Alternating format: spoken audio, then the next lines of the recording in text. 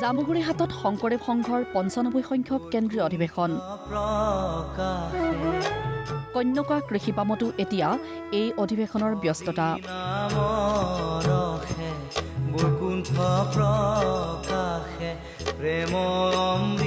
অধিৱেশনলৈ প্ৰায় ৩৫,০০০ কিলোগ্ৰাম পাচলি যোগান ধৰিব কন্যকাই। এয়া জামুগুৰিহাট ধলাইবিলৰ জ্যোতি বিষ্ণু সমন্বয় ক্ষেত্ৰত শ্ৰীমন্ত শংকৰদেৱ সংঘৰ ৯৫ সংখ্যক অধিৱেশনৰ প্ৰস্তুতি পৰ্ব। যোৱা প্ৰায় এমাহ ধৰি পূৰ্ণগতিত চলিছে অধিৱেশনস্থলীৰ নিৰ্মাণৰ কাম। ইতিমধ্যে ৩০০ প্ৰতিনিধি শিবিৰৰ ৮০% কাম সম্পূৰ্ণ হোৱাৰ পথত। ১৮০ ফুট দীঘল আৰু ১৬ ফুট বহল একোটা শিবিৰত থাকিব ২০০জনকৈ প্ৰতিনিধি। অধিৱেশনস্থলীত গোৰ্খা সমাজৰ লোকসকলেও কৰিছে শ্ৰমদান। হয়, আচলতে আমি আনন্দিত।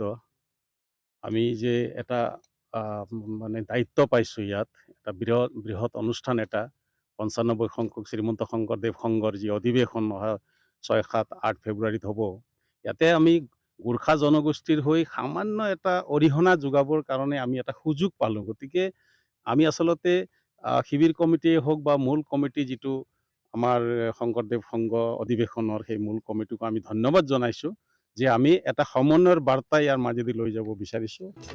ইফালে অহা ৬, ৭ আৰু ৮ ফেব্ৰুৱাৰীত অনুষ্ঠিত হ'বলগীয়া শংকৰদেৱ সংঘৰ এই ৯৫ সংখ্যক অধিৱেশনৰ ব্যস্ততাই জামুগুৰিহাটৰ কন্যকা কৃষিপামকো চুই গৈছে।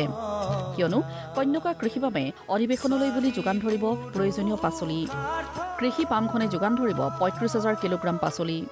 সেইবাবে ইতিমধ্যে কন্যকা কৃষিপামৰ ১,০০০ বিঘা মাটিত কৰা হৈছে আলু, কবি, ৰঙালাও, বেঙেনা আদিৰ খেতি।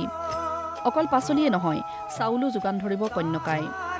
একেলগে অধিৱেশনস্থলী সজোৱাৰ বাবে যোগান ধৰিব নাৰ্জী ফুল। সাজু কৰা হৈছে ১০,০০০ নাৰ্জী ফুলৰ পুলি। এইসমূহ তৎপৰতাৰ বাবে কন্যকা কৃষিপামৰ মূল হোতা তথা স্থানীয় বিধায়ক পদ্ম হাজৰিকাক ধন্যবাদ জনাইছে আদৰণি সমিতিয়ে।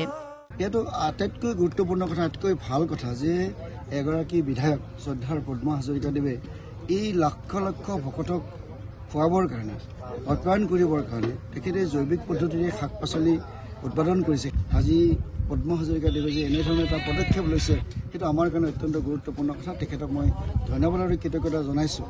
ইয়াৰ উত্তৰত পদ্ম হাজৰিকাই ক'লে, এই কাম কৰিবলৈ পাই আমি উৎফুল্লিত।